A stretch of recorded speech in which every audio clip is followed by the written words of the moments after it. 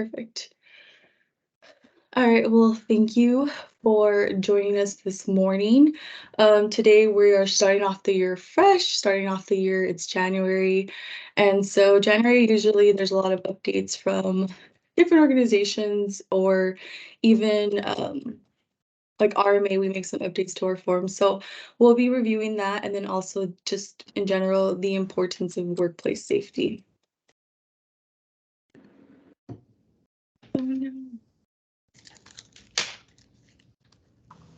Okay. So here are some of the 2024 safety updates that I have for you. I am aware that I have not sent out the new Matrix driver forklift training schedule, and that is because I was changing the format. If you see here to your right hand, this is the new format that I have. Sorry, I'm trying to find out who. I should mute. Okay, sorry about that. So if you see here to your right hand, this is the format. This is the new format that we'll be using. It's easier to understand. It is easier for new hires to understand, and also it has a little guide right at the top where it gives you clear identification of what that training is for and who it pertains to. I will also upload on the safety public folder the traditional matrix schedule formatting, just in case you're comfortable with that or you're accustomed to that. I also wanted to let you know that we processed the Q4 driver bonus and the annual safety bonus. So I will be sending out an email with more information for what that entails and who qualified and who disqualified, and I'll be sending that out by tomorrow. I also wanted to be able to provide you with a 90 days safe date. So today, as of today, we are 31 days safe, and our projected date for that 90-day period is March 8th, 2024. I do plan to send out more frequent emails and communication for like the 90 days safe, because I know some of you independently ask. So I will, moving forward, start sending out periodic 90 days safe updates. As well as I just wanted to let you know that I did update the safety public folder. I'm still working on it. It's not fully completed, but there are updated forms and it's just easier to access. And I've archived kind of the forms from like 2014, 2015, etc.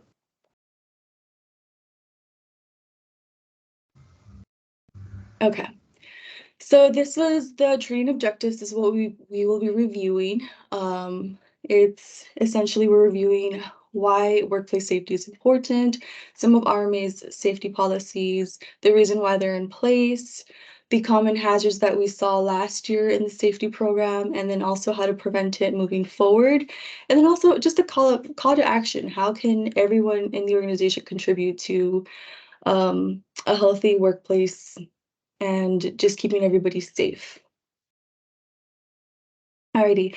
So why is workplace safety important? Why is it important that we partner together to change things or to see things from a different perspective? Why do we do inspections? Why do we do reporting?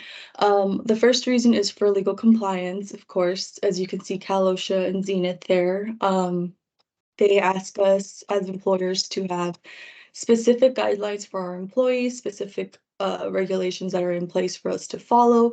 But more importantly, honestly, it's for employee safety. We want people to come to work their job, and then go home and be safe and be rejoiced with their families.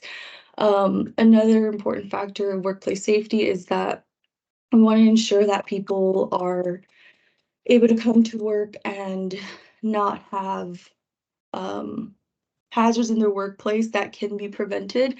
So that means looking at root causes for previous incidents, previous near misses.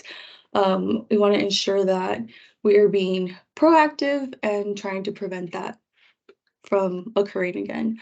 It's also really important to have workplace safety because it helps the employees. It helps the employees understand honestly how they contribute to the safety program, and also more importantly how we truly care for their well-being and for their overall health and safety while at work. Okay, Sorry. All right, so we're going to move into the common hazards that we saw in some of the incidents previously, and then we'll go forward with do's and don'ts, recommendations, and if anyone has any questions, please let me know. So some things that we saw were, just as a reminder, electrical safety. So here we have some report any damaged wirings, or ensuring that we're not using plugs that have bent plugs or the wires coming out from the plug area. Want to make sure that, most importantly, that extension cords are not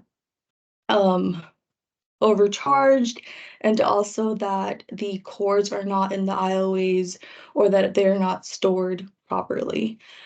Why do we want to do that? Why is that important? So that we can prevent any types of fires, any types of damaging, any type of electrocution, or even burns. And most importantly, cords are one of the number one contributors to trips. And it's because they're so easy to miss. And when we step on it, our foot gets tangled and we fall. So that's why it's important to have awareness of electrical safety and how it can contribute to a dangerous work environment. And then something that we spent a training on last month was hazard communication, but as a reminder, I just want to again reiterate that hazard communication is very, very important. Like I mentioned last month, according to the Cal OSHA Regulation 29 CFR 1910.1200, as employers, we are mandated to notify our employees of what is in the workplace, what chemicals are in the workplace, what they're working with in the workplace, and most importantly, how to protect themselves and how to handle them properly. I know that some of these sites have already sent in their chemical inventory logs. If you have not, please do so. If you need assistance, let me know and I will be more than happy to help you out. The log can be found in the previous email that I sent in December or in the safety public folder under hazard communication.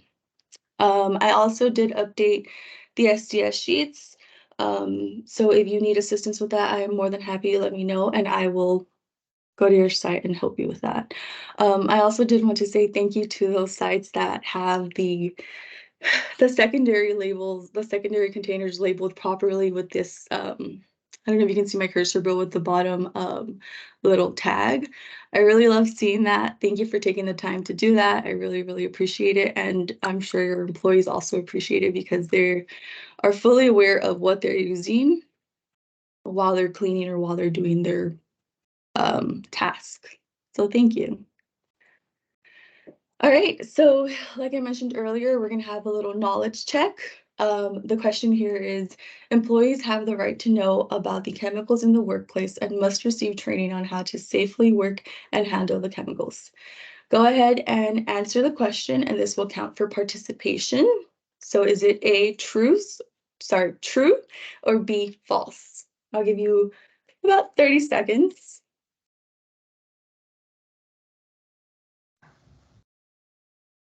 Yes. We are 100% getting the right response. It is true. Like I mentioned earlier, Cal OSHA requires us to notify our employees of what is in the workplace, how to handle them, how to read an SDS sheet, and how to label secondary containers. So thank you. All right. So continuing on forward, we're going to talk about specifically office safety, and this could be here at headquarters or also at ministries, wherever office setting you're at.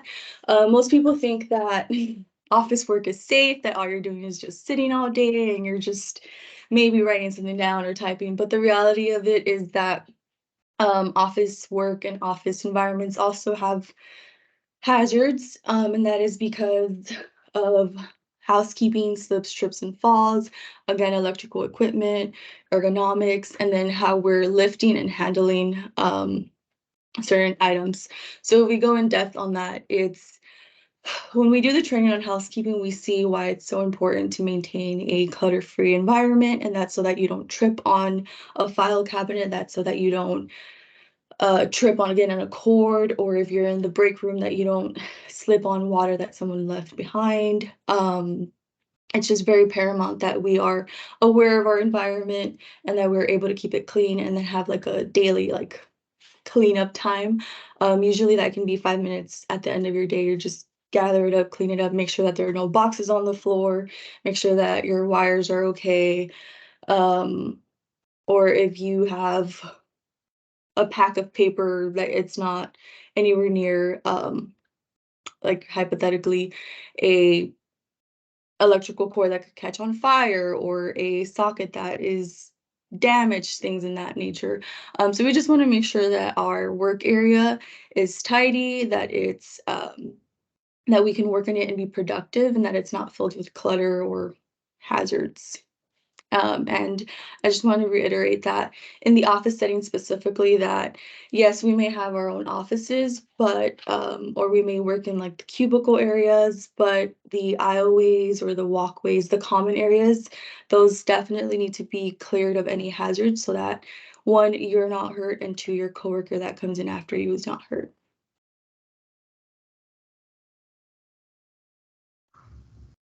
Sorry, I also wanted to mention, I'll go back to office safety. I also want to mention the importance of taking little microsecond breaks. So for instance, let's say you're typing for 30 minutes or you're sitting for 30 minutes to an hour or more. Just taking a quick maybe 10-second break to get up, stretch your arms, rotate your wrist, rotate your neck, do some shoulder rolls, just kind of to relieve any tension that you may be having from that repetitive motion. So we just want to make sure that we are trying our best to do that. Also just closing our eyes for a few seconds and then opening them and then getting back to work. Doesn't take too much time, but it does ensure that you are able to stretch and again, give your muscles a little rest. Okay. Um, Now we're going to talk about material handling, specifically safe lifting. So at RMA, we have a lifting policy that we all are aware of. It's in the Code of Safe Practices, where essentially tells us that if it's over 30 pounds, that we can partner lift and that we should do a 3-point lift test. So here you'll see that it kind of reiterates the same thing, where we want to make sure that we are not bending at the waist to lift something, that our legs are not completely straight when we're trying to lift something, that if I drop my pen here on my from my chair, that I'm not twisting my body or leaning sideways trying to grab it. And this is all to prevent a strain or an injury. It's really, really important that when we are lifting something that's about 20 to 30 pounds, that we're lifting it at our core so that we maintain that strength and that we are not hyperextending our backs. So for instance, if you see here in the little chart, the very bottom one where it says, you can see that little like sprain in the lower back area. That's that hyperextension where we're trying to walk for a couple of steps and then we're just going to hurt our back and cause damage. So we want to prevent doing that. And this, again, you've probably heard me say it, but you want to take care of your back. You want to make sure that your back is in a pain-free condition. It's really, really important. Sorry, my mouse keeps, there you go. Another topic that I wanted to mention that we saw a couple of incidents of last year was workplace violence or workplace aggression. I wanted to give a quick update that back in September 30th, 2023, Governor Newsom signed a bill, it's SB 553, that states that all employers in the state of California will have to create and adapt a workplace violence prevention plan that will be included in the IIPP. That being said, it has specific recommendations of what to report, who to report it to, um, training that we need for workplace violence prevention, and teaching our employees how to be aware to look at the signs and to look at all of the aggressive signs and how to de-escalate it.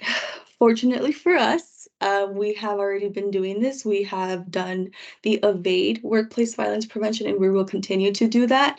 So if you have not received your training yet, it is coming. We are commencing and starting back up again in February. So it's it's almost your time if you have not made it yet. But essentially, we are in a great place. We have already adapted the EVADE workplace violence prevention. We are already reporting any type of violent acts that are occurring by doing MIRs or BIRs. So thank you for that. Um, Yes. So again, as a little reminder here, I just wanted to, again, ensure that we understand what workplace violence is and how to de-escalate workplace violence incidents. So again, some things to do or take in mind are to take threats seriously, report it to your supervisor, to your manager, to recognize the signs of potential violence. In the evade training, if you were involved, you learn that potential signs of violence could be when people are making a fist, when people start breathing a little bit heavier, when people start rolling up their sleeves and they're getting closer to you, or when they start making verbal threats, or their body language starts to change and becomes more aggressive.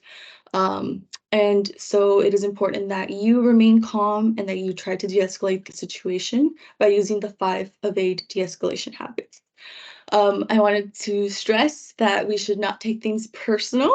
That may be difficult sometimes, but it is really, really important, because if we're not taking things personal, then we are not contributing to the escalation of the situation. Um, so now we have another little knowledge check. And here it says, which of the following is not an evade de-escalation habit? A, Q-tip, quit taking it personal. B, keep your personal space and speak loudly. C, a 360-degree view of awareness and escape plan. D, introduction and get their name. Or E, hands open. And again, we're looking for not an evade habit. I'll give you guys maybe about a minute.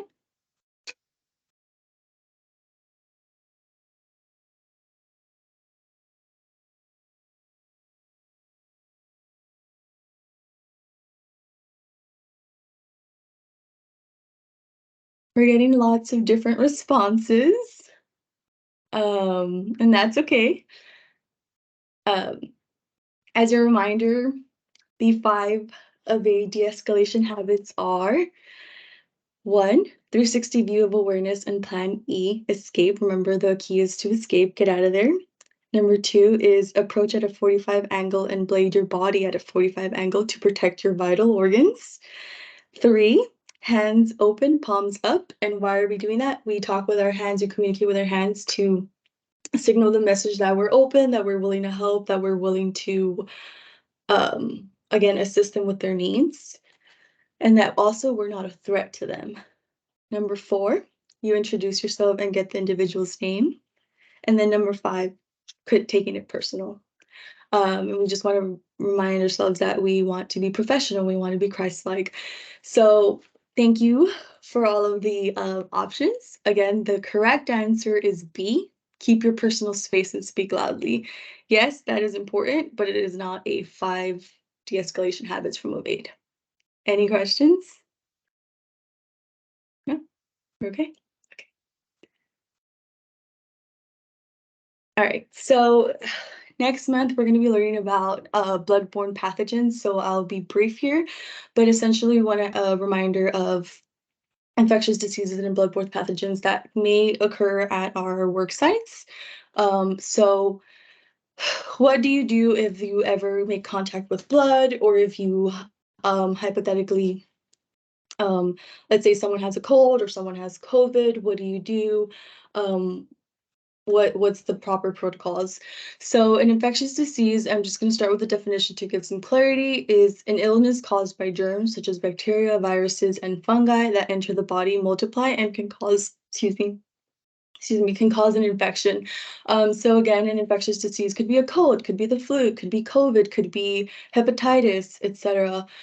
So for infectious diseases, let's say we're just talking about the cold, hypothetically, or the common flu, we just want to make sure that we are washing our hands often, especially now that the times are getting a little bit colder.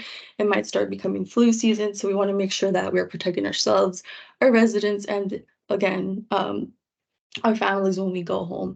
So wash your hands constantly, make sure that you cover your sneezes, cover your coughs, that you don't touch your eyes after touching common touch items or high touch items. Don't touch your eyes, nose, or ears. And then please, please don't use single-use PPE more than once. So for instance, if you help or assist somebody with first aid and you use those gloves and let's say they had a little cut, those gloves are now trash. Please don't use those again. You can dispose of those. Or if you were sick on Monday and you used a mask and then you are feeling better and you want to use the mask on Wednesday, I would just suggest get a new mask. It's okay to use a different mask. It's okay to use more than one PPE. If you are ever in contact with blood, you want to make sure that you put gloves on. If you have to clean it up, that you put gloves on, that you get towels to clean it up, and then that you dispose of it in a separate trash bag, and then just dispose of it in the garbage right away. You can also clean up blood with, after you've cleaned up the major spill of blood, you can clean up and sanitize with Clorox. If you ever have to, sorry, oh, my cursor keeps doing that. Okay, sorry about that. If you ever have to give first aid or if you ever have to perform first aid, most of us at different locations have already been CPR certified. So again, as a reminder, you always want to make sure that you ask the person if you can assist them. Secondly, you want to make sure that you have someone else help you call 911, appoint a person to call 911. And then you want to make sure that you check for their ABCs, which is the airway, are they breathing, and how's their circulation or their pulse. And then you can go ahead, once you're on the phone with 911, they will guide you as to what to do next. And then once they get on site, you are no longer responsible. You can step back. All right, some other common items or common hazards that we saw last year were hazards on the road. So as we know, we do have drivers at different locations, drivers at thrift stores and at ministry. So we have something called the Smith System 5 keys. So I placed them here as a reminder of what the 5 keys are. And essentially something that we wanted to emphasize is that we make sure that we practice these, that we're actively being mindful that we're following the 5 keys. And remember that we have some Sarah and Whitfleet that will also assist with any like route tracking or any speed limitations. But yes, it just serves as a reminder that we want to be mindful of the way that we're driving, mindful of speed limits, and mindful to not use technology while we're driving. Another common hazard in the workplace was being struck by falling objects. That can happen in the office setting, in the ministry setting, and at the thrift stores. So we just want to make sure that we're being proactive and that we are being mindful of how we are storing items or how we are transporting items. So for instance, let's say I was, in a hypothetical example, let's say I was offloading a cart from the truck. And I open up the truck door, and then let's say an item falls off because it wasn't properly secured. We just want to make sure that we're tying the item, securing the item, or even in the office setting, let's say I am opening a filing cabinet and I'm opening 2 of the top drawers, and then I'm also kind of leaning on one. If it's not properly secured or anchored to the wall, that is definitely a hazard and definitely could fall on me, has the potential of falling on me. So we just want to be mindful of our practices to prevent any incidents. Another big important thing to remember is that a great contributor to being struck by falling objects is the racks at the thrift stores. So we want to ensure that we are placing items in the cart, all the way in the cart, and then on the rack that we're ensuring that we are pushing the cart rather than pulling the cart to prevent from injuring our shoulders or prevent from hitting people's feet or ankles or running them over. Pushing is a lot easier ergonomically than pulling. So we just want to have that as a reminder. And also I want to definitely emphasize the need and the requirement of wearing closed-toed shoes. Just in case something were to fall on your foot, if you were wearing a sandal, that would definitely hurt a lot more than a closed-toed shoe. And if you are a route driver, that you're wearing your steel-toed boots or shoes. Okay, then we'll briefly talk about cuts, laceration, and puncture wounds. So as a reminder, A cut is something that can occur while you're cooking, handling hard goods, or any sharp objects. A puncture occurs when there's a small hole caused by a pointy object. So, for instance, a nail, a staple, a sharp, thin pen. And then a laceration is a deep cut or tearing of your skin, such as a knife, any type of construction tool or machinery. And it causes typically, if it were to bleed, a laceration causes lots of bleeding and rapid and heavy bleeding. So here you'll see on your right hand, on the right side, you'll see some first aid recommendations for each different type of cut or laceration. But as a reminder, we just want to make sure that if you are cut or if you are let's say you have a cut or you are punctured by something, that you ensure to clean the wound, report it to management. If it is a severe cut, that you seek medical treatment. And then you want to ensure that if you are in the kitchen, that you are tying and securing the long hair so that it doesn't get caught in any machinery. So for instance, I don't know if you've ever seen this, but are you guys familiar with like the KitchenAid stands, like the little stands that mix dry ingredients? Or okay, so lots of instances that occur with those are that particularly people with long hair, they forget to tie it up and secure it like in a bun or in a hairnet, and so that can get caught in the actual machine, can rip out your hair and can cause a lot of damage if you don't catch it on time. So that's why it's really, really important to tie and secure your long hair. And this is aside from obviously like food sanitation. This is just injury that I'm referring to. Um, Again, if you do receive a cut or if you have a cut, you want to just keep your eye on it and make sure that you don't ignore any prolonged numbness, swelling, or discoloration. Typically, if you have lots of swelling or any type of pus on the cut or the finger, that's because you have an infection and you should seek medical treatment, or at least clean out the wound and put some ointment on there. Okay. So we're getting to the end here, and this is the most important part, and this is where I like to say thank you to every single one of you on this call and your teams. Last year we were able to partner, and we saw that, and we were able to really see how amazing the teams are, and I just want to commend you for that. So moving forward, these are some ways that we can continue to collaborate, continue to contribute to a safer workplace environment, and that again is by continuing to report near misses, spot recognitions, reporting injuries and accidents, and when we're doing our investigations after an injury or an accident, that we're looking for the root cause of the issue, that we're looking for what contributed to the accident and how can we prevent it moving forward. Again, participation in safety training is really crucial for obviously for learning, but more importantly, just keeping engaged with safety and what safety really means. And then thank you to every single person that does the monthly inspections. I know that when you're at a ministry site, there's lots of rooms to go through, lots of things to go through, but I really appreciate the time that you take to fulfill the inspections. As a quick update, Asana is now working for the safety forms, so you are able to submit MIR, BIRs, spot recognitions, and near misses on there. So that should be up and running.